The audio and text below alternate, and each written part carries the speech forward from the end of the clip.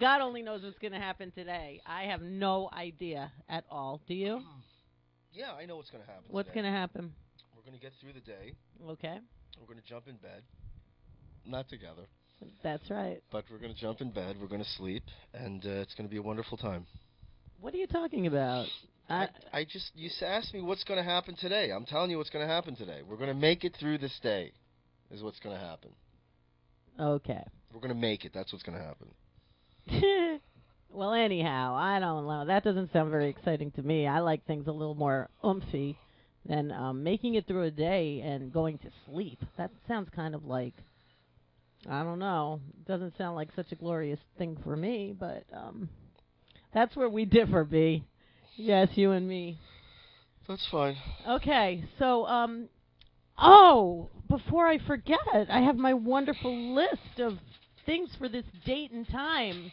Today is March 4th, and there's a lot of really cool things that happened on this date, March 4th, in time. Do you know what John Lennon said on this day, March 4th? Imagine. He said, John Lennon says, "We, the Beatles, are more popular than Jesus." He said that on March 4th in 1966. And do you believe that? Do you think that's true? I don't know. You'd have to ask the people in Iran and Iraq and in the third world countries. And they don't believe in Jesus. Well, they know about the Beatles, though, so perhaps it is true. There you go. Yeah. All right. You want to hear another good one? There's a few good ones. This one I feel is pretty appropriate because of what's going on in this lovely world today. Franklin Delano Roosevelt was inaugurated. There's so many presidents that were inaugurated on March 4th. They used to do the inauguration, I learned, on March 4th. I never knew that, did you? That used to be the inauguration day. Everybody knows that. Well, there were so many presidents. I have so many that were inaugurated on March 4th on my list today. But Franklin Delano, when he was inaugurated as the 32nd president, he pledged to pull the U.S. out of depression. And this is the day that he said, "We have nothing to fear but fear itself." That was stated on March 4th. What do you think of that? I think fear since then has become very popular. Isn't that so cool, though? It happened on March 4th. Very marketable. Jesus with the Beatles and that saying. Those two things alone are, like, huge for March 4th. Let me tell you something. You know what really got us out of the depression? Tell me. WW2. And speaking of WW2, we have a special studio guest here. Yeah, I have a lot of tidbits from that country on my list. He is a descendant of Adolf Hitler. All right. Can we get a little camera? No, if you recall last week, Adolf Hitler, that was the day he turned into a German citizen. Well, here's that German citizen. He was Austrian, I must That's right. say. Last week. I'm not. Last week he was... Arnold Schwarzenegger was Austrian, so you could compare them. The governor? Yes. Now, we're going to get back to Dietmar a little bit later. But, say hello. Dietmar is the offspring of Hitler and Frau... Sigmund Freud. No, what the hell was her name? The one that his girlfriend... Frau. Eva Braun? Eva Braun. You see, only you would know. Thank you. Only you would know. Eva Braun. So Dietmar is a descendant of Eva Braun, and... I think he was impotent, so he doesn't have any... children? Yes. Well, they salvaged you somehow, you know. Okay. They created you somehow. But anyway, this is our friend Dietmar. Yeah. He's from Berlin, and he's going to show us how they dance in Berlin. Germans can't dance, you know that. So I think they used to call it Sprachetz, but anyway, so we're going to get back to Dietmar a little bit later. Go ahead, Rue. Continue with your notes. I have another really exciting thing that happened on this day of March 4th. Would you like to know what song was published on this day? It's a Wonderful Life. Nope. The song Happy Birthday. By the Beatles. No. Happy Birthday. Happy birthday Happy birthday to you. Oh. That one. The song that Who wrote that? Mozart wrote that, No, didn't he? Clayton Sonny published it. He published it. I think it was probably written earlier, but that's the day someone started making money on Happy Birthday to You. Yeah, March 4th, 1924. Wow. Check that out. Unbelievable. What would you do without this list? It's just so freaking amazing.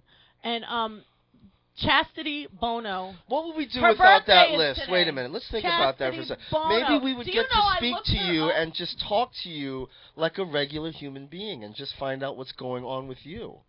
Instead of you just kind of like rattling off this information on the list. I love nonsense information. There's nothing better. All right. Go ahead. No, it's good. It's good. No, you're right. Katharine Hepburn on this day. I love Katharine Hepburn. Yes, she entered She's the a hottie. hospital. She entered the hospital on March 4th, suffering from Pneumonia. exhaustion. Oh. Exhaustion. Yeah, well. Sounds very Hollywood. Very alcoholic of her. To No, me. very, She was one. She was one of the pre-rehab. pioneers Of rehab. I don't know about that, but why do actresses always go into hospital? They're always going into the hospital. It's a publicity stunt. I don't, do regular people just always check into the hospital? No. They stay home, they buy a bottle of Vicks, I guess. and they rub it so. on their chest. I just don't get that. But yeah, I'm a little sick. I'm feeling a little I've been out of the limelight for a while. Nobody's taking my picture. Let me go into the hospital. All right, guess what else happened? Big giant news happened on this day. Go ahead. Oh, if you want to call in, today they'll let you talk to us. Last week I know there were problems, but today you're allowed to call in at 212-283-3437. Got that? Or you can email. Hey, Dietmar, do you mind closing the door when you do that? Thank you. All right. Are your back so soon? All right. So Lucy and Desi had their divorce on this date, March 4th. Listen, Dietmar, I don't know what they do in Germany when you're at a radio station, but here, try and contain She yourself. gave me the coffee. What? Sorry, she All gave right, me the okay, coffee. all right. I'm sorry, Ruben. These foreigners. I do have some German tidbits, but I can't read German. No, I'm just kidding. The 200th episode of All in the Family was on March 4th. I love All in the Family. I had a feeling you might.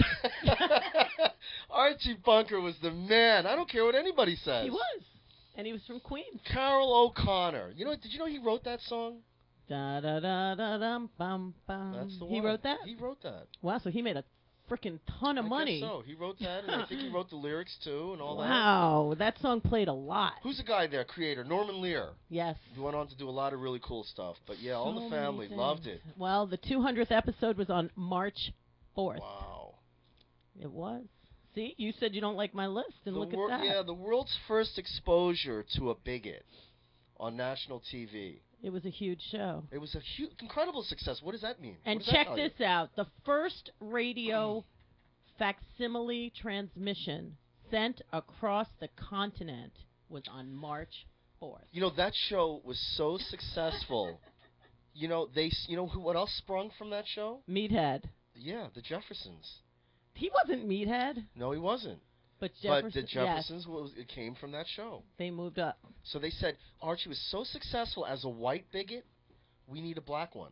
And they got George Jefferson. George Jefferson. That's a great show, Yep, the Jeffersons. sure. They got Lenny Kravitz out of that show. Yep, Lenny Kravitz came from there, yeah. Yeah, Lenny Kravitz. Well, his mom's is on that show. That's it. Yeah. That's right. I know. Yeah.